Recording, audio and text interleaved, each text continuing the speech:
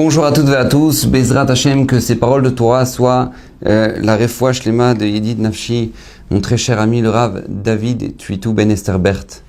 Bezrat Hashem Betor Sharei Cholam Israël. Alors, vous savez, je me sens un petit peu du devoir de dire quelques paroles de Torah pour sa guérison, de prier pour sa guérison et de vous demander à vous aussi de prier et de se renforcer dans l'étude de la Torah pour la guérison du Rav, parce que moi tout simplement en fait je le dis à chaque fois, mais j'ai commencé mes shiurim, et j'ai commencé à rentrer dans le monde des conférences par le mérite du Rav David Tuitou, qui tout simplement dans sa Beth Knesset m'a donné la parole pour la première fois. Et depuis ce jour-là, il m'a dit, je te donne un shiur tous les mercredis soirs, et ça avait commencé avec le shiur des jeunes, et ensuite, voilà, c'est boule de neige sur Internet, etc., jusqu'à aujourd'hui à Torah Box. Je remercie bien évidemment aussi toute l'équipe de Torah Box, à la tête Rabbi Binyamin Benamou, qui sans hésiter m'a dit, bien sûr, tu prends la caméra, tu peux utiliser le studio pour pouvoir enregistrer ce Dvar Torah.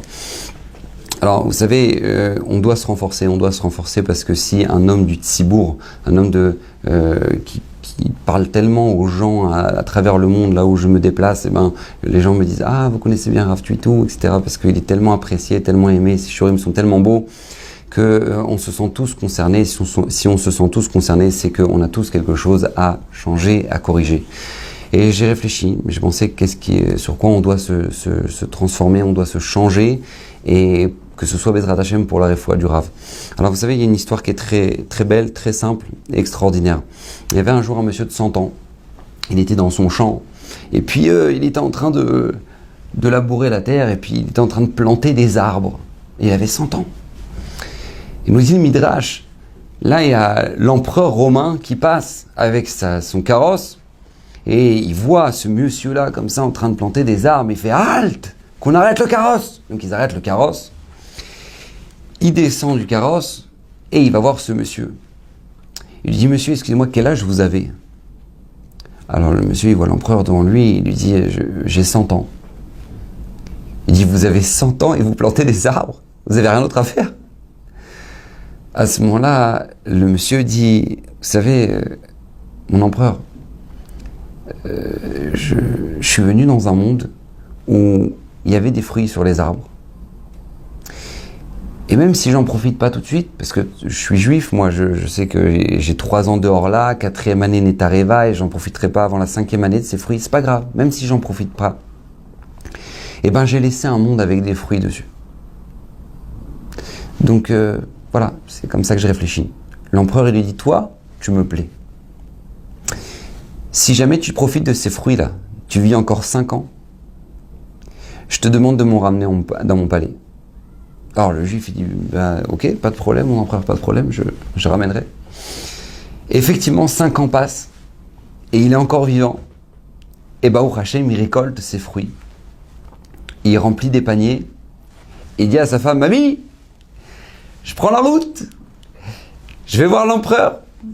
Elle lui dit pourquoi? Il lui dit parce qu'il m'a dit si jamais maintenant j'en profite, eh ben, que je lui ramène dans son palais, donc voilà, je vais lui ramener. Elle dit d'accord, pas de problème.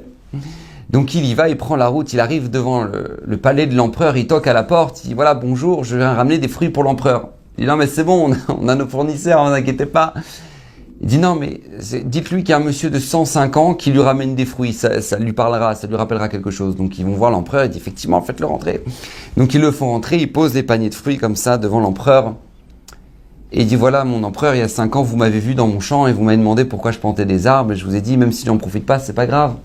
Au moins j'ai laissé un monde avec des fruits. Bah voilà, je suis encore là-bas au Hachem, il y a des fruits. Et j'en ai pas encore touché, je voulais d'abord vous en ramener. Alors l'empereur très touché lui dit qu'on vide les paniers et qu'on les remplisse d'or.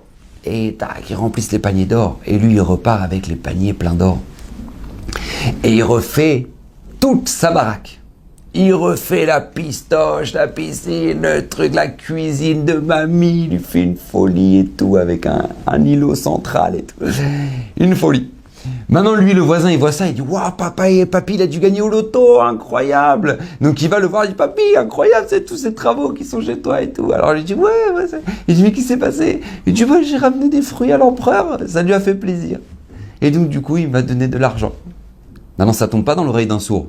Donc lui, qu'est-ce qu'il passe? Il décide de prendre des pastèques, des melons et des cajots. Tac, il les met sur la charrette, il tac, direction le palais de l'empereur. Il y va. Et puis, quand il arrive là-bas, il toque à la porte, il dit, voilà, je ramène des fruits pour l'empereur. Bon, les gardiens, ils doivent se dire, bon, bah, ça doit être un délire de l'empereur en ce moment. Donc, ils le font rentrer, ils ramènent, ils posent des cajots comme ça, remplis de pastèques, de melons. Et l'empereur lui dit, qu'est-ce que tu veux? Je sais pas, mon empereur, je sais pas, qui dit fruits, dit argent, non, voilà. Son empereur dit, ah, d'accord, j'ai compris. Mets-toi contre le mur. Et là, il appelle ses soldats, il dit, prenez tous les fruits et visez la tête. Nous dit le Midrash, il ressort comme Elephant Man. C'est-à-dire complètement dévisagé, éclaté par ses propres fruits. Et j'avais entendu ce Midrash de Rav Baruch Rosenblum à Bnei Brak, et il avait posé une question extraordinaire. Il a dit, mais qu'est-ce qu'il vient nous apprendre, ce Midrash? Ce Midrash, il vient nous apprendre une très grande leçon de vie. C'est que quand tu viens dans ce monde, pour embellir le monde, pour le rendre meilleur, alors ne t'inquiète pas, Bezrat Hashem, même toi, tu finiras par en profiter. Mais quand toi, tu viens pour prendre, alors ne t'étonne pas si ça ne te revient pas dans la tête après. Pourquoi je vous dis ce Midrash? Parce que pour moi, il a l'image de Rav Tuitou. Qu'Akadosh Baruch Hu lui envoie la Refoua Shlema. C'est un homme qui vit pour voir le sourire des gens. Il est venu dans un monde qui était beau. Lui, sa mission, c'est de le rendre encore meilleur, encore plus beau. Il suffit de voir les gens de sa communauté, la simcha qu'il leur donne. Combien maintenant il a changé la vie des gens qui ont pu le côtoyer. Mais ne serait-ce des fois qu'un repas. Passer un repas avec Rav Tuitou, c'est avoir une ambiance sympathique et avoir évolué en Torah. Voilà, c'est ces deux choses-là. C'est un Tunisien, Blainara Ben Porat Yosef, et Baruch Hashem, il aime la vie, mais il fait aimer la vie aux autres. Et ça, c'est ce qui est attendu de nous. Se renforcer là-dessus. Parce que combien nous, on peut être dans nos maisons et avoir tout, et on oublie l'essentiel. On ne sait pas faire sourire notre conjoint. On ne sait pas faire sourire nos enfants. Et lui, c'est sa mission. C'est sa mission qui s'est donnée. Il reçoit des couples et des couples dans Shalom Bayit, même si des fois il ne les paye même pas. Il les reçoit, et lui, pour lui, sa satisfaction, c'est de les voir repartir avec le sourire sur le visage. Un monde avec un sourire, c'est la mission du Rav Tuitou. C'est ce qu'il veut. Apprendre aux gens, les enrichir, que quand ils soient à table, eh ben, on n'a rien à se dire et on ne sait pas quoi parler. Non, avoir une ambiance sympathique, une ambiance de Torah, et ça ne se contredit pas, au contraire. C'est pour ça qu'on est venu dans ce monde, c'est pour ça qu'on a été créé. Et ça, c'est notre devoir, parce que c'est lui qui nous a transmis ce yesod là de la vie, ce principe de base. Rendre heureux les gens. Moi, je me souviens quand j'ai commencé à faire des shiurim, j'étais Avrer à Bnei Brak. Et vraiment, un Avrer, ça gagne vraiment pas grand-chose. Je peux vous assurer, ça gagne vraiment pas grand-chose. Et puis, je venais de faire des cours tous les mercredis. Et puis, c'était juste avant Pessah. Et puis, le Rav, il venait de finir la tfila de Harvit avec toute la communauté. Et puis, moi, j'arrivais pour faire le shiur pour les jeunes. Et puis, il me prend dans un coin, il me dit, est-ce que tu as acheté un cadeau pour ta femme pour Pessah? Alors je lui dis non, pas encore. Il sait qu'un Avrer, ça gagne pas grand-chose. Alors il sort de l'argent de sa poche et me dit, tiens, c'est pour le cadeau pour ta femme. Achète-lui, ça va lui faire plaisir. Voilà, qu'est-ce qu'il va en gagner, lui, de ça? Il va gagner quelque chose de ça? Il va rien gagner de ça. Mais par contre, il a gagné que l'homme, il serait les plus heureux. Et ma femme, elle l'a jamais su, ça. Sauf maintenant, mais ma femme, elle l'a jamais su. Et c'est comme ça. C'est ce qui c'est la mission de rendre heureux, pas prendre mais savoir donner. Savoir donner. Ne cherche pas quand tu vois une personne quel potentiel tu vas pouvoir tirer de lui. Non, c'est combien tu vas pouvoir l'enrichir et le rendre plus heureux. Et ça, c'est ce qui est attendu de nous.